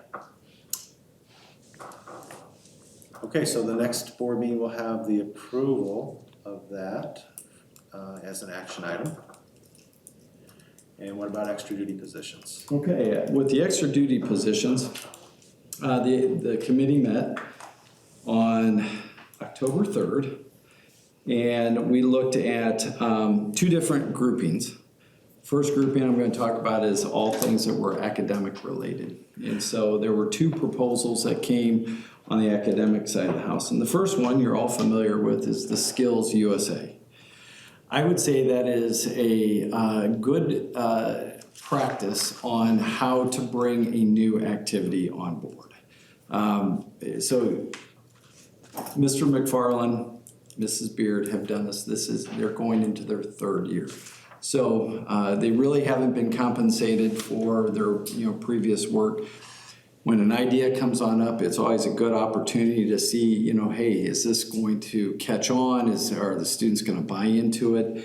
I think that they've checked those boxes. And so some of the information I put in here on this, year one, they had 18 students. Year two jumped to 59. They're expecting about 77.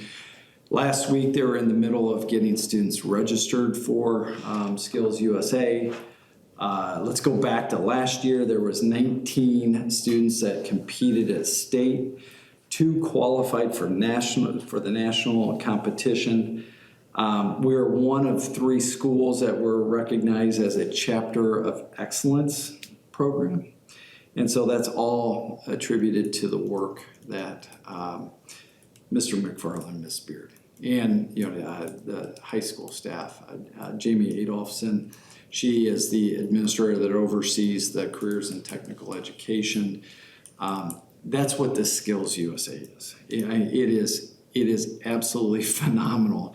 I'd hate to quantify and say that could be one of the most exciting high school events when you see that many kids from the state competing in so many different areas. It is just absolutely exciting to see the amount of work that goes into that. And it's all the trades. It's police, it's EMTs, it's hairstyling. It's just absolutely phenomenal to see. Drone flying. Drones was one of the most interesting things. I don't know if anybody got a chance to see that or see video of it. A net cage about half the size of this room, where kids are flying drones and trying to get them to land and pick up things and different obstacles and competing with other schools on that. It's incredible. Yeah. So that was a recommendation that came from the committee.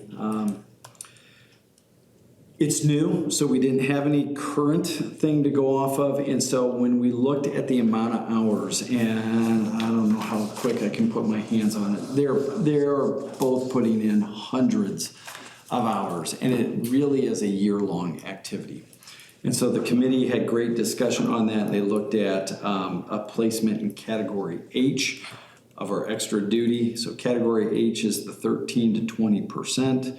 And so that's anywhere between $5,000 to $8,200.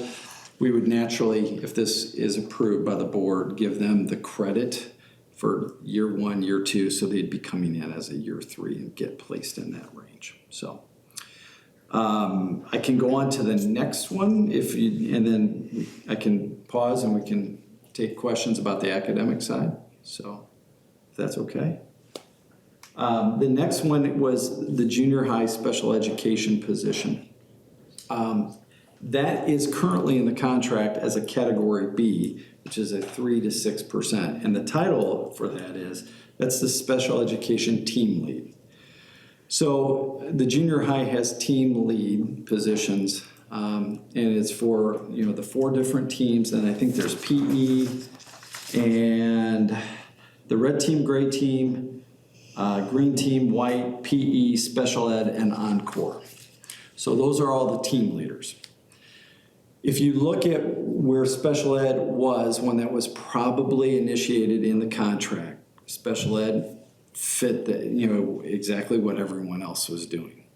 Since then, the duties and responsibilities associated with our special ed person has grown, and I would say exponentially. They are responsible for doing a lot of planning, managing caseloads, IEPs, and so the junior high staff grabbed the high school special ed department chair and compared the duties and responsibilities with what they're doing. Now the the junior high is really kind of the pivot person. They've got, 4 to 5, schools that they have to reach down to with sixth graders and sit in on all of those meetings and get the information, take it for 2 years, and then hand it off to the high school. And so the committee did have really good conversation and discussion on this one. There is also a junior high department head position. But when we looked at the duties and responsibilities, they almost reflect what the high school special ed department chair or coordinator is getting paid. And so that was the recommendation, is moving that from a category B from a 3 to 6% to an 8 to 13%. And that's one that just is, it's an evolution over time, additional duties, responsibilities with our special ed staff. Do you have any questions on the academic side on those recommendations? Okay, oh man, the next one, I almost need a visual board, because last year we added competitive, oh man, I think it's competitive, last year was competitive dance. This year we're adding competitive cheer to the mix. And so what we were looking at here is on the athletic side, there's 6 categories here. Can I just give you a little bit of something before you? Yes. So when we went through our Title IX issue, part of that was to survey students about their interests and to increase female athletics, if at all possible, if there was an interest in it. In that survey, there was a high degree of interest for competitive dance and an apparent interest in competitive cheerleading, although when it came to it, there wasn't an interest there. Maybe I think people said, I'm interested, but didn't follow through when they had a meeting. Well, now the sentiment has changed, and that's what's led to competitive cheer. So that was an original part of our survey, our Title IX survey, that we were reaching out to kids and asking this question, particularly females. And while we're now reacting to that because the interest has changed. They said there was an interest, but there wasn't. Now there is an interest. Is that a fair way to say it? It is. Okay, I just want to give you that history. So there was varsity dance fall, and the way we do set up our dance and our cheer is that we have, basically, you have the opportunity to be in 2 different teams, the fall and then the winter. And so we do have varsity dance that performs at football games. And so we're looking at a change between 4 and 6% for the fall varsity dance and 2 to 4% for the JV dance for the fall. Then we've got 4 categories of cheerleading that was also discussed. And keeping in mind that cheerleading is building on the competitive cheer that they're going to move and participate in the competitive cheer series. The competitive cheer is extra events that take place on weekends. So they're doing, not only are they doing basketball games, home and away, but they're also going to be going to competitions. And those competitions aren't always just right around, central Illinois. Sometimes they're up in the northern suburbs. Sometimes they're down in St. Louis. And so just with the addition, we're looking at, the proposal was to move varsity fall cheer from 6% to 8%, the JV from 4 to 6%, and then the winter cheer, there's a bigger increase because of the additional competitions that will take place during that winter season. And so the proposal is to go from 8% to 12% and then 5.5% to 10%. Okay, all that being said, the changes for the athletics, because they're flat percentages, they're not in a range, would go from $12,000 to about $18,000. So you're looking at about $6,500 increase for those activities. And so that was on the athletic side. Now that will match up closely to what the changes that we adopted, the board approved last year. The biggest discrepancy between cheer and dance, if anyone's asking, well, why is, varsity cheer get 12%, the dance is not as much? Because the dance team just performs at home games only, okay? And they typically do a sideline and they do their halftime routine. Cheer is, they're going on the road with the athletic teams.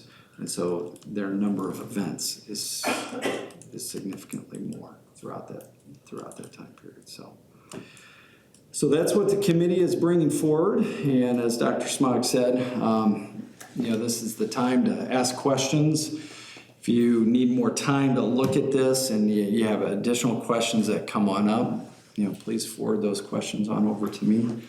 I'll try to get you the answers as fast as I can, but between the two, we're looking at close to about $20,000 of what I would say is new money. I would say 10,000 of those dollars, or almost 11,000, is for a brand new program. So,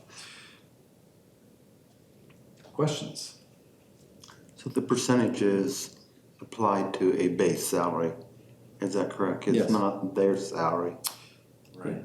We maintain an extra duty base separate from what our entry-level teachers make. They sell $41,049. I think that's it. What? I think that sounds right. No one's looking at it. Plain squirrel. I have a question on the competitive and the just regular cheer, let's say, or even with dance and competitive. And I support this, but I just have a question. What's the expectation to these coaches when those things kind of tend to overlap? I feel like with dance last year, if I remember right, there were times where maybe they had like a dance competition on a Saturday, and so they didn't perform on Friday at the game. So like where we're saying we're paying them for both, is that the expectation that they're at all? That's a good question. It's a scheduling thing, and so we gotta have an awareness of that. Right. And then make that kind of determination, if you can avoid it, that would be great. I'm gonna have to get with Mr. Jones and kind of look at the forecast with that. Yeah. With the competitive, both dance and cheer, the amount of practice time that is required to get prepared for the competitions, that goes up significantly. Right. Yeah, no, I know It's about that. way different than just your normal sideline and doing your cheers and stunts, Right. during a basketball game. No, I totally understand that. I hope that in the end, it doesn't take away from them showing up at the stadiums and being a part of that. And even if it's not even if it's not at the same time, but just saying like, hey, we're doing this weekend instead of this. Sure. If an event happens on a Friday and a Saturday, are they going to be at both, or is it we're gonna go to one or the other? Does that make sense? It does, and I don't wanna put the expectation too high, but what's been communicated, I guess? That is a really good question. And I'd be an advocate. It's an exciting time for our students and our community members when they're at a basketball Right. game, and you have the pep band that's playing, and you've got the cheer and the dance that are doing their things. It is definitely something that is missing when one of those components is not there. I totally agree. But it might be a cost of doing this, in that, like you said, there might be conflicts. Right. And the, cheerleading has changed over the years. It used to be very much the mission of a supportive group for the team, and now they're their own team. Right. So there is that kind of a transition they're into their own competitions now, and there might be some cost to that, but we're gonna try to minimize that for the reasons Yeah. Dr. Sander just said. It's a great environment that they help create, so. We always add. Yeah. Do we review to see if any of the extra duties are outdated themselves? You know what, that is another really good question. I know Mr. Whelan and I have talked about, when you memorialize something in a contract, you know, being able to be flexible.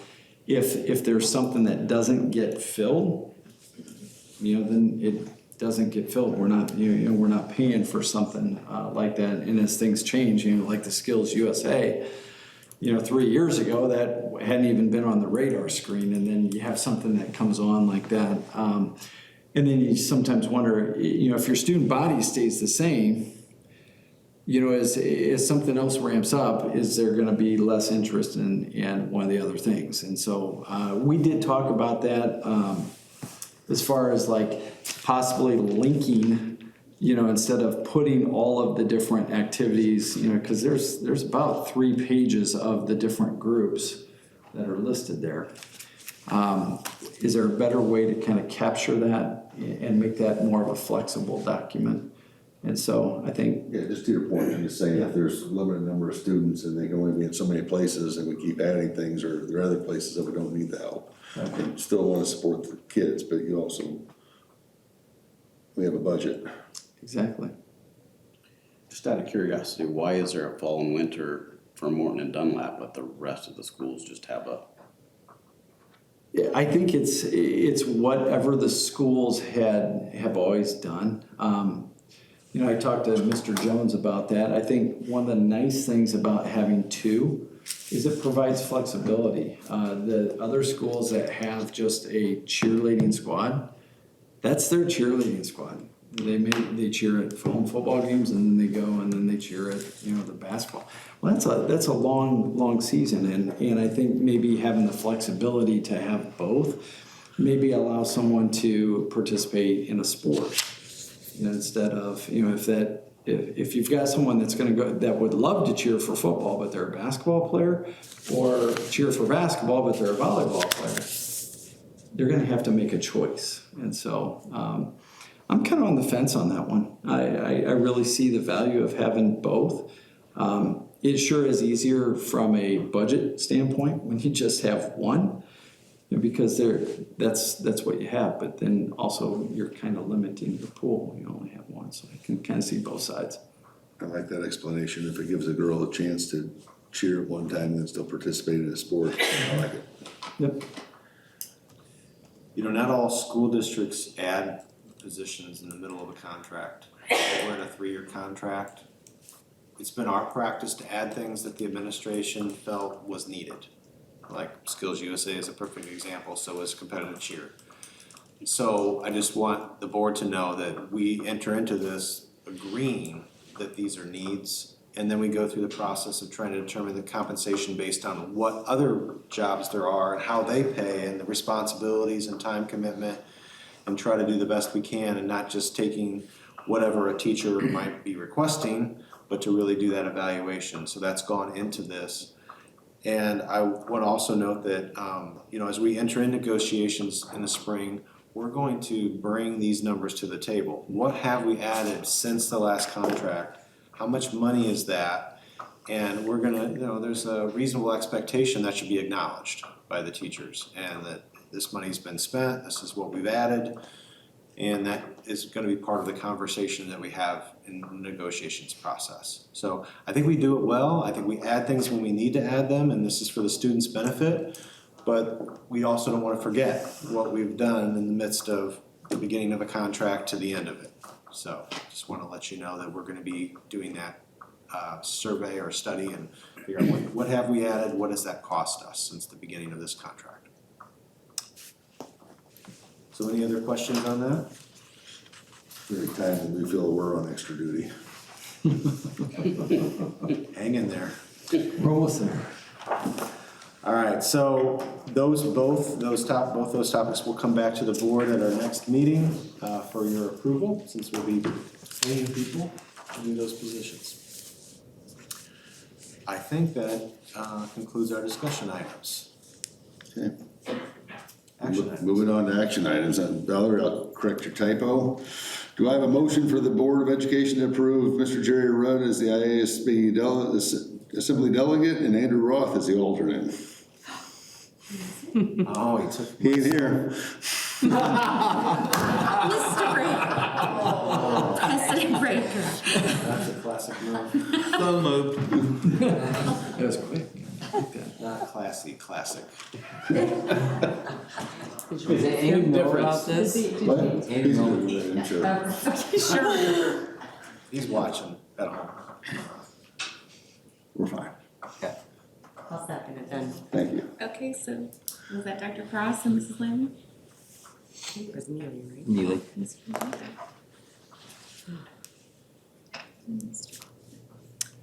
All right. Mr. Neely, Yes. Mrs. Lehman, Yes. Dr. Crawl, Yes. Dr. Cross, Yes. Mr. Breaker, Yes. Mr. Rudd. Yes. We will not ask Mr. Roth.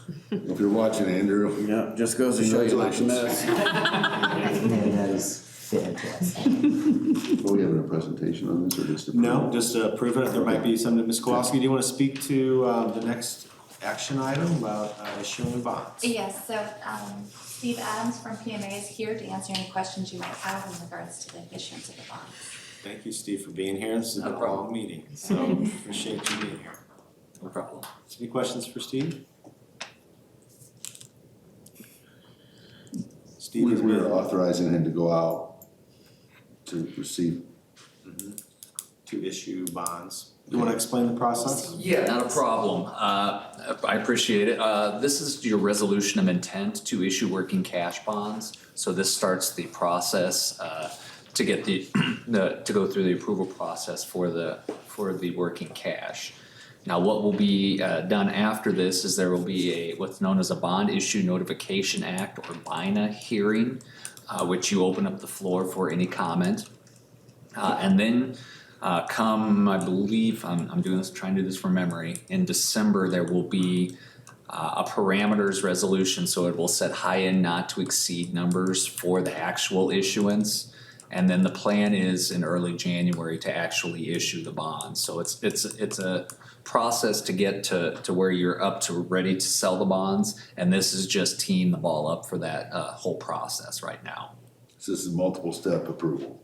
Yes. Yes, Yeah. yes. And the issuance says not to exceed 6,000, but the limit is based on our debt limit. 96. 6 million, I say 6,000. 6,000. 6,000. Hey, whatever's on the paper, no. 6,000 thousands. So but the actual limit is, there's a debt limit. There is a debt limit. This is nowhere near your debt limit. This is based on the numbers that we've gone over scenarios and looked at, and it says not to exceed. The issuance will probably be somewhere south of there, but when you're talking working cash, especially with approval, you want to build in a cushion, if you will, because it's easier to come back down off that number. If you would have to go higher, you would have to go start the whole process over. So that's why we've put that little cushion in there, just to allow for any changes that might happen between now and January. But the intent is to be south of that $6 million number. What's our limit to the nearest million? Yep. 14? No, how you talking limit? Our cash bond limit. For working cash? Yeah. I apologize, I don't know that off the top of my head, but I can look that up and get that to Lisa. It was in your presentation last time, I believe. Yeah, I know, and I That's just, fine, no worries. I was a lot of sleeps We ago. forgot too, so. I don't remember either, because I wasn't trying to go up to that number, I was trying to utilize our funds in the best way I could. Any other questions? We have a motion to accept the resolution declaring an intent to issue not to exceed 6 million working cash fund bonds and directing that notice of such intent to be published in the manner provided by law.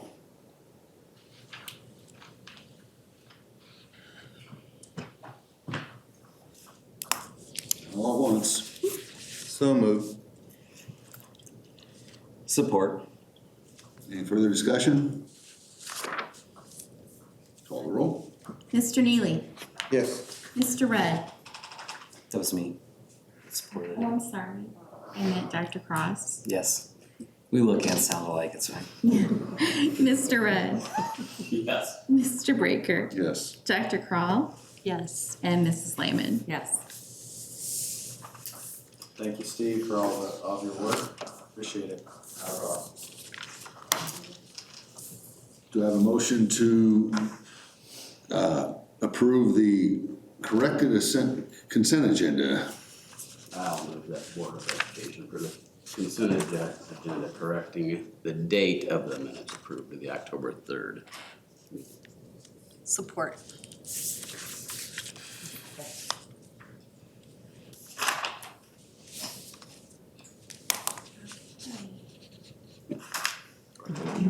Third. You third. You thirded it, that's fine. Thank you. For the third on it. Mr. Rudd, Yes. Dr. Crawl, Yes. Mrs. Lehman, Yes. Mr. Neely, Yes. Mr. Breaker, Yes. and Dr. Cross. Yes.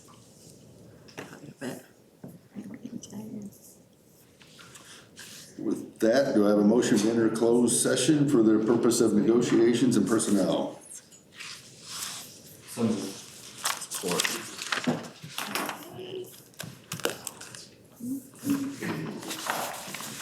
Dr. Cross, Yes. Mr. Rudd, Yes.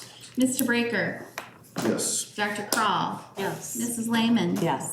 Mr. Neely. Yes. Our next meeting is November 14th at 5:30 in the same location. So with that, we'll take 5 minutes to tear down.